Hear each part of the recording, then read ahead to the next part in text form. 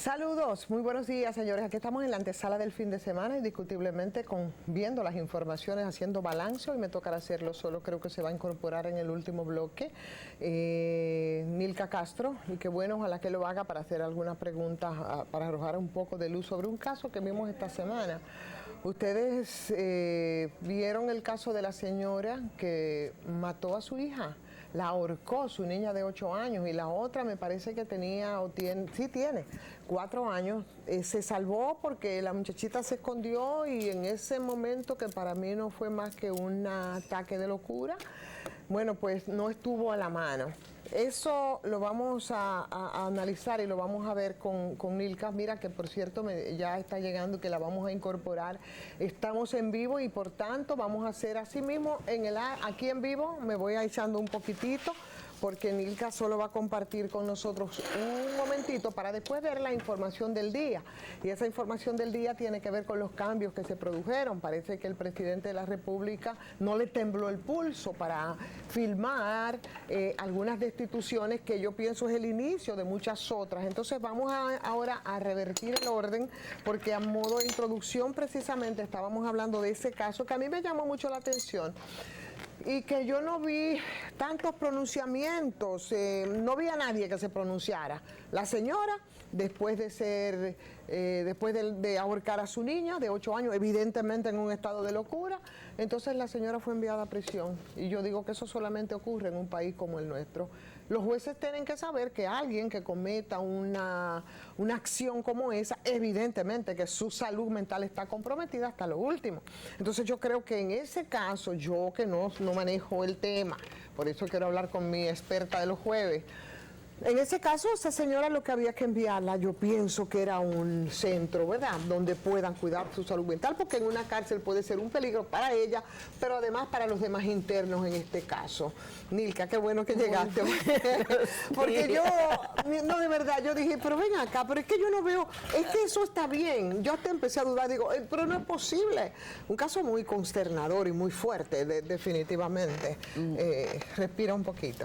Eso nos habla. Muy buenos días a todos y a todas. Y ese caso que habla es un caso muy consternador, pero que nos habla, nos evidencia de las deficiencias que hay en los protocolos dentro de tanto desde el Ministerio Público como desde la Judicatura para manejar un caso como este, porque imagínate, esta señora en un estado emocional que se ve que tiene un trastorno, en eso lo que había que hacer era evaluarla, ¿verdad?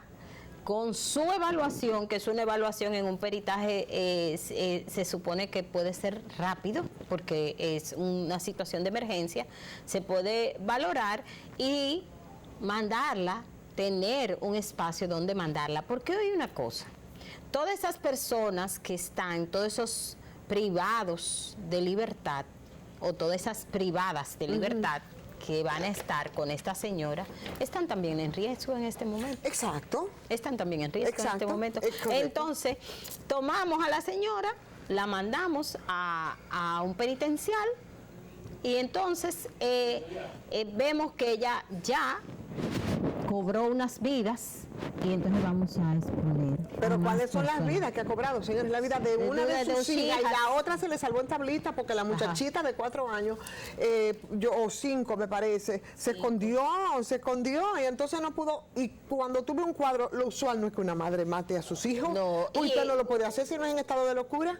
Entonces ya eso habla. Y ese caso, vuelvo y lo digo, cuando tenemos casos así, por ejemplo, hay que si ya está diagnosticada con una condición psiquiátrica, entonces no es solamente diagnosticarla es una parte. Hay que instruir a la familia cómo manejar, porque la familia no tiene que saber cómo va a manejar eso. No, y quienes están a su alrededor. Y por ejemplo, el Estado también tiene que ver, si es una persona de un estado vulnerable, entonces si tiene hijos e hijas, ¿cómo va a ser ese protocolo? ¿Quién puede? O sea, ahí hay una serie de preguntas y una serie de procesos que nos faltan, parece, o este caso nos evidencia que no los tenemos y que deben de estar para poder ser verdaderamente un Estado que a la ciudadanía, a todo el entorno, le garantice una seguridad, aún conviviendo con una persona que tenga una condición. Pero además, Nilka, usted no se vuelve loco de repente. No. Sí, usted no se vuelve loco de repente. Definitivamente tú no te vuelves loco de repente. Y cuando un hecho parece, teníamos aquí, estamos ajustando algunas cosas con el micrófono, señores, vamos a hacerlo. A lo mejor no se escuchó con mucha claridad, ¿no? Algunas de las respuestas que dio Nilka, que vamos a ver de nuevo. Pero en ese caso tiene que hacerse una evaluación. Usted de repente no se pone loco y sale a matar y va y arranca a matar a sus hijos. No, tiene que haber, creo yo, no sé, un antecedente previamente o algunas manifestaciones o quizás esa. Tiene que ser así y eso tiene que verlo un juez porque, vuelvo y repito, no, lo normal no es que una madre mate a sus hijos. Pero no solamente eso, quien convive con una persona con un trastorno, quienes conviven con ellos, por ejemplo, no las niñas, digo los familiares cercanos, los adultos y las adultas que están alrededor, empiezan a ver unas señales que le evidencian que esta persona tiene, en ese momento, está en un estado alterado. Y esas señales, eso es lo que decimos, que ha de haber un proceso psicoeducativo para la familia, para quienes están alrededor, para que sepan cómo accionar en esos casos.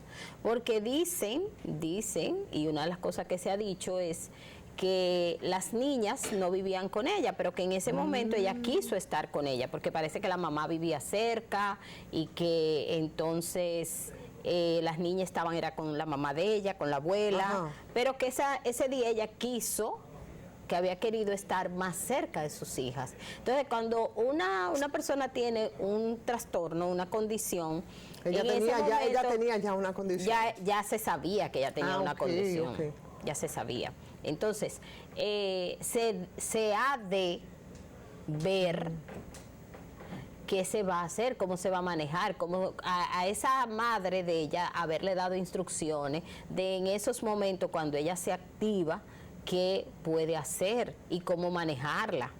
Porque quien vive con una persona con una condición no sabe cómo manejarla. Esto es algo que muchas veces le llega y que hasta siente que le sobrepasa. Una condición psiquiátrica, imagínate. Pero los profesionales sí saben cómo se puede manejar en el área de psiquiatría, cómo se puede manejar, hacerle, mire, en estos momentos usted puede hacer esto,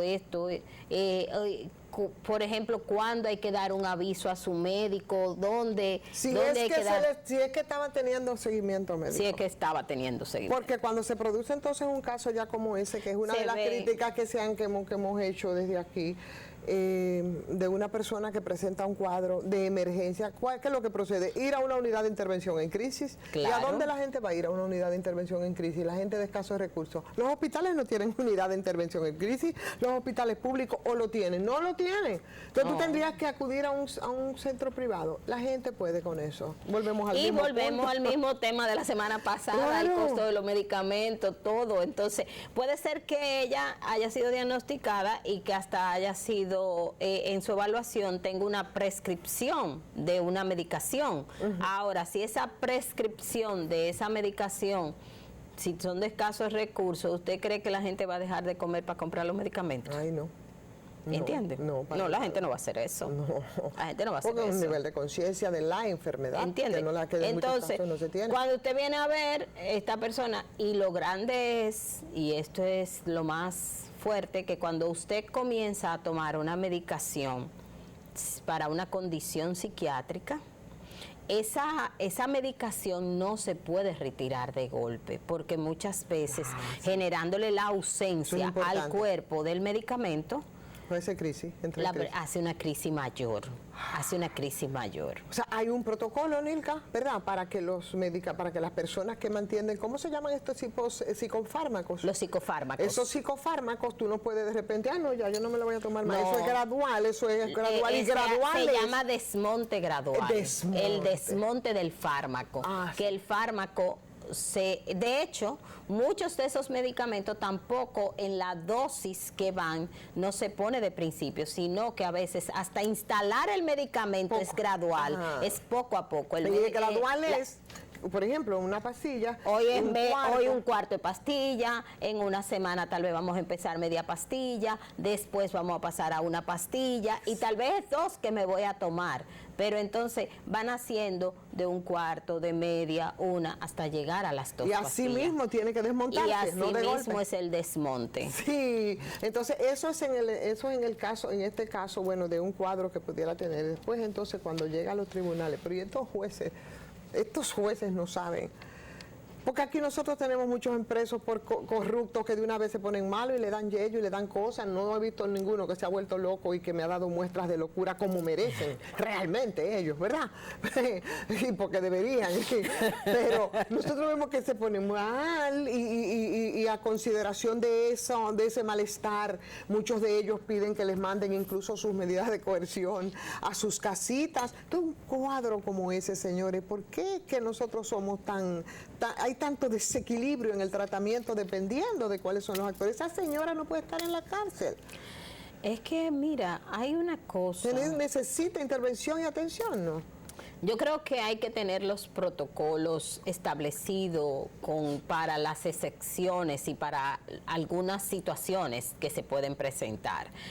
Pero hay otra cosa que a mí me llama significativamente la atención y es que, por ejemplo, el que ejerce justicia, se supone que quien tiene ese interés, ¿quién es la persona que está detrás? Se supone que es una persona y que no solamente ha de saber de leyes, que tiene que tener una mirada integral de muchas cosas, porque va a transitar por unos espacios donde va a haber o va a incidir con muchas cosas. O sea, hay casos, por decir, un caso de un desfalco, entonces tal vez incluye una parte de tu poder entender cómo opera una empresa y demás, pero a veces hay casos que son de cómo es la persona y tú poder mirar esas vertientes que tienen que ver más allá de las leyes. Y hay casos que hablan por sí solos. Y casos que hablan por sí solos. Entonces, en este caso, una de las cosas una de las preguntas que me hago es, ella asesinó a una de sus hijas, ¿entiendes? Ahora, ella es enviada a un penal. Oh, Dios. Y en este penal, quienes conviven con ella, en un momento que, por ejemplo, el mismo hecho, ya sabemos que a una persona con una condición psiquiátrica, el hecho de cambiarle de su entorno, el que va a estar con personas extrañas, todos son elementos activadores, ¿entiende? Entonces, ya de por sí ella está activada y le estamos poniendo otras situaciones que pueden ser también vamos a decirlo en buen dominicano, más fuego, o sea, activar más la condición. Entonces, esa es la respuesta que tenemos desde el sistema. Pero para mí es muy grave eso. De verdad, para mí es muy, muy, muy grave y por eso yo estaba loca por verlo contigo. Porque yo dije, bueno, pero a lo mejor eso sí es lo que procede. ¿Cómo puede ser posible? O hasta dónde eso puede tener entonces consecuencias. La consecuencia puede ser desde el suicidio, desde el daño a sí misma. A sí misma o el daño a otros. El daño a otros, ¿verdad? A las personas, que están ahí. Explícame.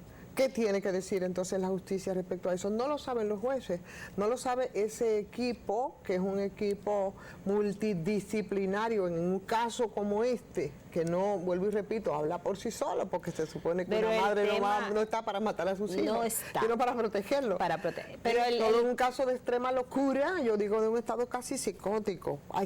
Tiene que ser un estado psicótico. Claro que sí, que es un estado. Porque, ahora, el tema es, y volvemos, y yo te hago la pregunta. Ok, el juez determina que la van a enviar. ¿A dónde la van a enviar? ¿Cuál es el lugar que tenemos para enviarla? A la penitenciaría. ¿Eh? La van a enviar a la penitenciaría. Pero para el tema salud, imagínate que no deciden bueno. enviarlo. Tú dices- En el tema salud, ¿a dónde la vamos a enviar? ¿Cuál es el hospital? ¿Cuál es el centro que tenemos para atender Ya no está el de psiquiátrico. manera interna? No, el psiquiatra ya, lo que le decían el psiquiátrico ya no es interno. Que para Es ambulatorio. Que para algunos dije que por suerte, porque ahí muchos se ponían más locos. Sí, es Además- ambulatorio. Entonces, Ay, Dios. ¿dónde tenemos? ¿Cuál es el espacio que tenemos? Entonces, ok, pedimos el protocolo, pero para que el protocolo se cumpla, no sabemos si existe, para que el protocolo se cumpla tiene que estar, porque un protocolo no simplemente son acciones, es también que esa ruta que tiene que hacer esté establecida y que estén establecidos los centros donde van a ir. Entonces, ¿cuál es el centro donde van a ir? Claro, Esa también es una pregunta. ¿cuál es el centro especializado que pueden tratar este tipo de Y personas? que la puede alojar, que la puede tener. Porque por las razones que sea, como que era un hecho criminal que se cometió, pero también hay una salud mental que hay que atender. Entonces yo creo que sería un centro, un lugar especial, que no puede ser el encierro, la privación de libertad pura y simple, como si se tratara de una persona normal, pero tampoco puede ser así para un tratamiento ambulatorio tampoco. O sea, Claro. no se prevé, no, son de las cosas que no se prevé. Yo creo que eso es un buen ejemplo. Y el otro tema es, ok, tú la vas a mandar a prisión domiciliaria. ¿Y quién la va a cuidar? Por ¿Y quién eso. va a estar? O sea, es complejo, hay que hacer, hay muchas preguntas que responder, muchas preguntas que responder y muchas cosas que nos tienen que decir de lo que hemos de hacer, de lo que está pendiente, de lo que tenemos que tener para poder hacer un buen abordaje en un caso como este. Y por ejemplo, todavía tú la mandas al centro, también, por ejemplo, yo me pregunto, para esa comunidad que vivió esta situación, que también se está haciendo desde el Ministerio de Salud, para esa que vivió ese impacto, que vivió esa situación, donde se dio este hecho. Claro, cosa que tú no tienes a quién preguntar. La verdad, tú no tienes a quién preguntar, pero tampoco son de los temas que pasan, pero son graves. Son muy graves. Son muy graves, para mí son son muy graves. Y eso puede tener un desenlace y en cualquier momento tú te enteras fácilmente. Ay, la mamá, la señora que fue apresada porque mató a su hija. Que la gente no dice en un estado demencial, ¿no? La gente entiende que en un estado, una persona con un cuadro criminal, una psicopatología. Exacto, que es una psicopatología. Entonces, esas son de las cosas, señores, que no se ven. Pero aquí se ven muchos. No, y yo me pregunto también qué van a hacer con esa otra hermanita que quedó ¿Qué va a viva, pasar? cuál es la intervención que se está haciendo con esa niña que ahora no ve a mamá, que ahora no ve a su hermanita. Pero no solo no ve a mamá, no es que no solo no ve a mamá. Que no ve vio a su ese hecho. Exactamente. Que vio ese hecho. Son hechos muy similares a los que nosotros hemos planteado aquí con el tema de los feminicidios, Claro, de lo mismo. hijos pequeñitos que ven esas situaciones en contrario. En este caso es un papá que mata a la mamá, pero aquí es la mamá, la hermanita, pero por Dios, como quieres igual de impactante. ¿Qué va a pasar entonces con esa muchachita que se ha tomado Parece mentira, en nuestro país, dos pilares de un país que son educación y salud. Nos falta mucho en los dos. Tenemos demasiada deuda en esos dos pilares. Y esos dos pilares son los que nos pueden llevar a hacer una transformación real. Primero porque una persona que no tiene salud es una persona que no tiene condición para la vida. Y, o sea, las condiciones están alteradas. Y una persona sin una condición educativa favorable, bien desarrollada, crítica, pensante, es lo que conlleva verdaderamente al desarrollo. Ya tú sabes cómo andamos nosotros en términos de educación. Los acontecimientos del día de hoy, que ya son más que salud mental, son más bien, tienen que ver con el impacto precisamente en políticas públicas, pero además en derecho fundamental de la gente, que es ese tema que está tratando, que has tocado, que es el tema de la educación. Hoy, los deslices, en el mejor de los casos, ¿no? En el mejor de los casos, el tema de gestión, aunque hay un importante componente histórico de corrupción. Ese es uno de los temas que hoy hay que ver definitivamente. Se vincula con las destituciones que hizo ayer el presidente de la República, que no fue nada más y nada menos que al ministro de Salud, un tema muy serio, porque Nilka, nosotros no llegamos a sexto grado en este país. Al ministro de Educación. Claro, al ministro de Educación en sentido general, con un 4% que la gente se fajó a pelear, que puso en manos pensando que el 4% era la opción, porque antes el tema era recursos. Es que es la opción, entonces... Y es una opción, y todavía debe ser más. Lo que pasa es que se ha distorsionado, ¿no?, los fines, en este caso, y es como si fuera mágico, después de que la gente tuvo que pelear, porque es una locura, pelear para que algo que estaba aprobado por ley, pero que no le daba la gana de cumplir a anteriores incumbentes, algunos que no podían darse el lujo de eso porque venían de las aulas, porque eran producto de un cambio generacional en términos políticos, y refiero al Leonel Fernández de 1996, que era parte de esa generación, yo digo tuya, mía, claro, quizás con unos años más, pero era la generación de un liderazgo nuevo al frente de la administración, que venían de las aulas desde siempre, desde la docencia universitaria y mucho antes. Lo más improbable que podía pasar era que esa persona, una ley que se aprobó, que decía que el 4% del PIB, porque estábamos atrasados con el segundo grado en la que nos entregó Joaquín Balaguer a nosotros de este país, de manera, yo digo, como un buen taimado que era y muy dirigido, que una figura, y eso yo creo que no se lo perdona estas generaciones a Leonel Fernández, como él, violara todo esto, y ahora sabiendo lo que eso implicó y lo que implica para este país, que yo digo que mucho más que antes está muy comprometida la ausencia de educación, tratar de justificarlo en el sentido de que no había planificación. Mi hermano, si usted no era capaz de planificar para usted echar hacia adelante un derecho fundamental como el de la educación o como el de la salud, entonces usted no estaba ni estuvo nunca capacitado para dirigir este país. Lo vamos a dejar ahí, porque vamos a venir entonces con el tema, con las destituciones. Ojalá que Nilka se quiera quedar, y si se puede quedar, entonces vemos otros aspectos de la salud mental. Así que a la pausa, es obligada. Venimos de una vez. Yo me voy.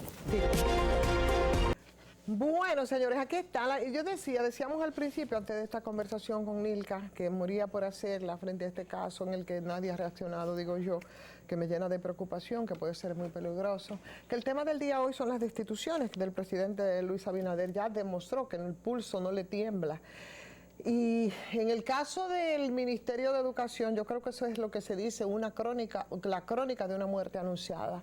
La verdad es que, aunque es un técnico, ¿no?, muy vinculado desde hace mucho tiempo, Roberto Fulcar, del área de la educación, parece como que en términos gerenciales no ha podido dar pie con bola en este caso. Y desde que inició entonces su gestión frente al Ministerio de Educación, señores, ha estado matizado de escándalo, empezando con lo que le antecedió al señor Roberto Fulcar. Ahí las denuncias que habían desde antes en términos de el manejo de recursos, señores, 20.000 millones de dólares es lo que se dice que se manejó desde que se aplicó el 4% al inicio de la gestión del expresidente Danilo Medina hasta que salió del poder esos últimos 8 años el PLD con el presidente Medina a la cabeza. 20 millones de dólares. Eso es mucho dinero. Entonces, yo no entiendo cómo es que Roberto Fulcar recibió una institución como esa sin haberle hecho en principio, digo yo, si fuera yo, que iba a asumir algo como esto, lo primero era una auditoría para saber qué estaba recibiendo. Y de ahí para allá, señores, las pifias y las denuncias en el caso del Ministerio de Educación no han cesado en estos 2 años. No han cesado desde las compras de unas orquídeas. Ustedes recuerdan en principio, desde todo el proceso, que sabemos que fue bastante complejo y complicado que le tocó por el tema de la pandemia, pero en términos de escándalos de tipo administrativo que terminó incluso con una dependencia del mismo Ministerio de Educación, que es el INAVIE, que ayer, bueno, creo que lo comentábamos aquí mismo, en este mismo espacio o en otros espacios en los que intervenimos, en el día de ayer se le puso como una corona a lo que fue una chapucería con el tema, por ejemplo, primero de los libros, los digitales. Eso fue el periódico Diario Libre ayer, a la firma de mi querida colega Tania Molina, ponía al desnudo en contexto gente que estaban vinculadas a unas entrecomilladas editoras, ¿no? Que eso no tenía madre, de gente, un obrero, un chofer, señores, que se supone que tenía la coautoría de parte de ese material digital.